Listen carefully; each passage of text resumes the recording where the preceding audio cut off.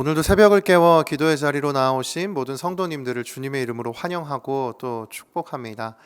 이 시간 사도신경을 고백함으로써 새벽 기도회를 시작하겠습니다. 함께 고백하겠습니다. 전능하사 천지를 만드신 하나님 아버지를 내가 믿사오며 그 외아들 우리 주 예수 그리스도를 믿사오니 이는 성령으로 잉태하사 동정녀 마리아에게 나시고 본디오 빌라도에게 고난을 받으사 십자가에 못 박혀 죽으시고 장사한 지 사흘 만에 죽은 자 가운데서 다시 살아나시며 하늘에 오르사 전능하신 하나님 우편에 앉아 계시다가 저리로서 산자와 죽은 자를 심판하러 오시리라. 성령을 믿사오며 거룩한 공회와 성도가 서로 교통하는 것과 죄를 사하여 주시는 것과 몸이 다시 사는 것과 영원히 사는 것을 믿사옵나이다. 아멘. 말씀을 사모하는 마음으로 찬송가 352장 십자가 군병들아 함께 찬양하겠습니다.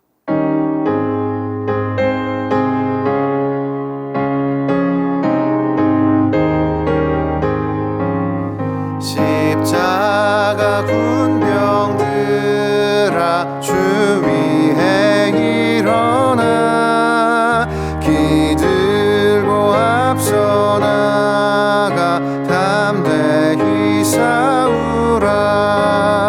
주께서 승전하고 영광을 얻도록 그 군대 거느리사 이기게 하시네. 십자가 군병들아 주 위에 일어나 그 나팔 소리 듣고 곧 나가 싸우라. 수 없는 원수 앞에 주 따라갈 때에 주 예수 힘을 주사 강하게 하시네. 십자가 군병들아 주 위에 일어나 내 힘이 부족하니 주 권능 믿으라. 복음의 갑주 입고 늘 기도하면서 너 맡은 자리에서 충성을 다하라. 십자가 군병들아 주 위에 일어나 이날에 접전하고 곧게가 부르라. 승전은 군사들은 영생을 얻으며 영광의 주와 함께 왕 노릇하리라. 오늘 함께 나눌 말씀은 여호수아 10장 11장 10절부터 15절까지입니다. 여호수아 11장 10절부터 15절까지 말씀 함께 봉독하겠습니다. 하솔은 본래 그 모든 나라의 머리였더니 그때 여호수아가 돌아와서 하솔을 취하고 그 왕을 칼날로 쳐 죽이고 그 가운데 모든 사람을 칼날로 쳐서 진멸하여 호흡이 있는 자는 하나도 남기지 아니하였고 또 하솔을 불로 살랐고 여호수아가 그 왕들의 모든 성읍과 그 모든 왕을 붙잡아 칼날로 쳐서 진멸하여 바쳤으니 여호와의 종 모세가 명령한 것과 같이 하였으되 여호수아가 하솔만 불살랐고 산 위에 세운 성읍들은 이스라엘이 불사르지 아니하였으며 이 성읍들의 모든 재물과 가축은 이스라엘 자손들이 탈취하고 모든 사람은 칼날로 쳐서 멸하여 호흡이 있는 자는 하나도 남기지 아니하였으니 여호와께서 그의 종 모세에게 명령하신 것을 모세는 여호수아에게 명령하였고 여호수아는 그대로 행하여 여호와께서 모세에게 명하신 모든 것을 하나도 행하지 아니한 것이 없었더라. 아멘. 우리는 계속해서 함께 여호수아서를 살펴보고 있습니다. 여호수아서의 핵심은 하나님께서 약속하신 가나안 땅을 정복해 가는 것입니다. 하나님께서는 아브라함에게 땅을 주겠고 자손을 주겠고 너가 복이 될 것이다 약속을 주셨는데요. 여호수아서가 바로 그 약속의 땅, 하나님이 주시겠다고 하는 그 땅을 점령해 가는 이야기입니다. 그래서 이스라엘 백성들이 점령하는 이 모습을 보면서 하나님의 언약이 성취되고 있는 것을 확인할 수 있는 것이죠. 여호수아서는 크게 세 부분으로 나눠서 이해할 수 있는데요.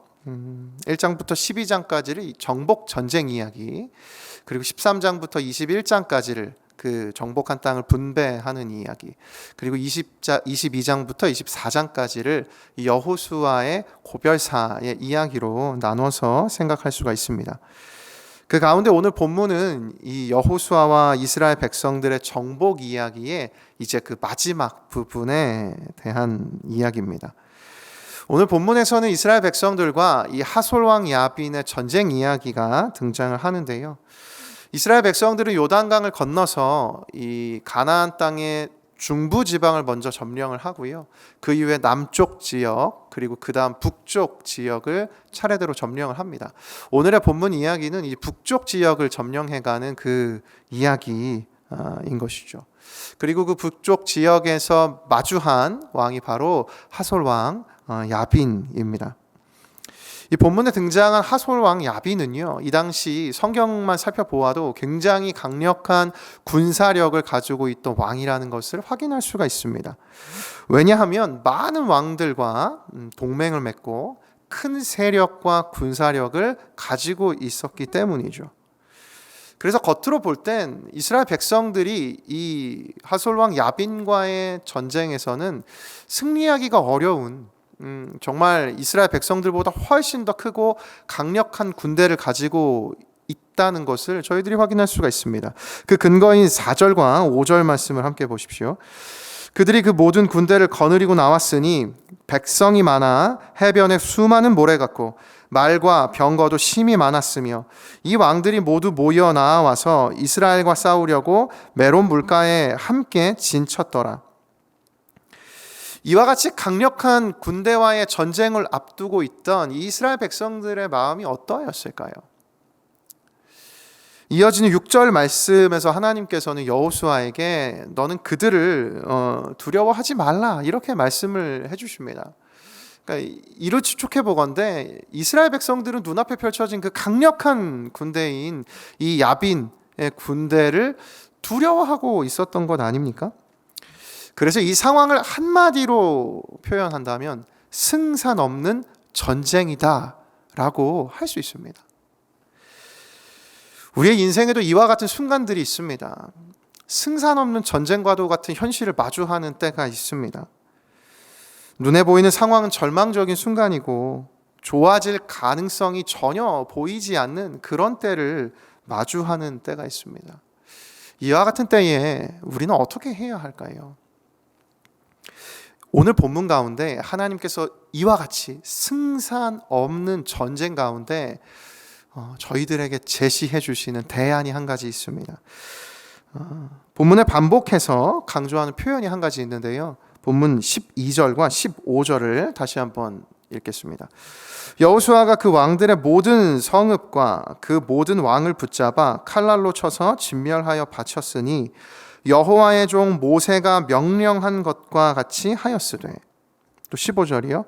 여호와께서 그의 종 모세에게 명령하신 것을 모세는 여호수아에게 명령하였고 여호수아는 그대로 행하여 여호와께서 모세에게 명하신 모든 것을 하나도 행하지 아니한 것이 없었더라. 이 두려움이 가득했던 순간 이스라엘 백성들을 이끈 지도자 여호수아는 하나님께서 모세에게 명령하시고 모세가 다시 그 들려준 명령의 모든 것을 순종하였다라고 이야기하고 있습니다. 하나님 말씀하신 그 명령에 온전히 순종했을 때 그들이 경험하게 된 것이 무엇입니까? 바로 승리입니다. 여기서 우리는 두려움에 처했을 때 승산이 없는 전쟁 앞에서 승리하게 되는 하나님의 원리를 발견하게 됩니다. 그것은 바로 위기의 순간 하나님의 명령을 온전히 따르는 것, 곧 하나님의 말씀에 순종하는 것입니다. 여기서 우리는 한 가지 더 질문을 할 수 있죠. 그렇다면 어떻게 우리는 하나님 앞에 그와 같은 순종의 모습으로 나아갈 수 있는 것일까요? 그리고 온전히 순종한다는 것은 도대체 무엇일까요? 하나님께서는 가나안 땅에 들어오기 전 그 모압 평지에서 모세를 통하여서 이스라엘 백성들에게 들려준 말씀 가운데 이 순종이 어떠한 것인지를 보다 자세하게 깨달을 수 있도록 힌트를 한 가지 주셨는데요. 그것이 신명기 11장 27절입니다. 너희가 만일 내가 오늘 너희에게 명하는 너희의 하나님 여호와의 명령을 들으면 복이 될 것이요. 여기 들으면이라는 단어가 히브리어로 이 샤마라는 단어인데요. 이것이 듣다라는 의미와 함께 동시에 순종하다라는 의미로도 사용되는 단어입니다. 따라서 우리는 성경이 말하는 순종이 무엇인가 여기서 그 한 가지 의미를 구체적으로 발견할 수 있게 되죠. 진정으로 하나님께 순종한다는 것은 하나님이 들려주시는 말씀과 명령을 듣는 것이다 라는 것을 이 순간 깨달을 수가 있습니다. 곧 순종이 무엇인가? 그것은 듣는 것입니다. 오늘 본문에서 여호수아는 하나님께서 모세에게 말씀하신 명령을 듣고 그래서 그 명령대로 온전히 순종했을 때 하나님께서 허락하신 승산 없는 전쟁 가운데 승리를 맛볼 수 있었습니다. 따라서 오늘 우리에게 필요한 것이 있습니다. 그것은 순종하기 위해 하나님의 말씀을 듣는 것입니다. 삶의 어려움을 마주하는 때마다 우리는 급한 상황들이 삶의 우선순위로 변화되는 것들을 경험하죠.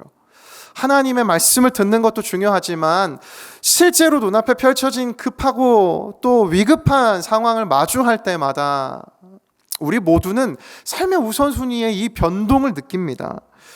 그런데 오늘 본문은 그와 같은 상황 속에서도 하나님의 말씀을 듣는 신앙과 태도가 정말로 중요하다고 우리에게 들려주고 있어요. 어떤 승산도 보이지 않는 삶의 순간을 마주하고 계십니까? 그때 필요한 것이 무엇인가? 하나님의 말씀을 듣는 것입니다. 주님, 오늘도 저에게 말씀을 들려주시옵소서. 그때에 온전한 순종함으로 우리는 나아갈 수 있다는 것이죠. 삶의 승산이 없는 순간일 때 붙들어야 할 자리가 바로 이 하나님의 말씀을 듣는 자리인 것입니다. 매일 하나님의 말씀을 듣는 자리가 필요합니다. 이 자리가 우리를 살리고 우리를 지키는 것이죠. 이 말씀대로 살아갈 때 우리가 누리는 은혜가 한 가지가 있습니다. 경험하게 되는 것이 있어요. 그것이 오늘 본문 이후에 16절과 18절인데요.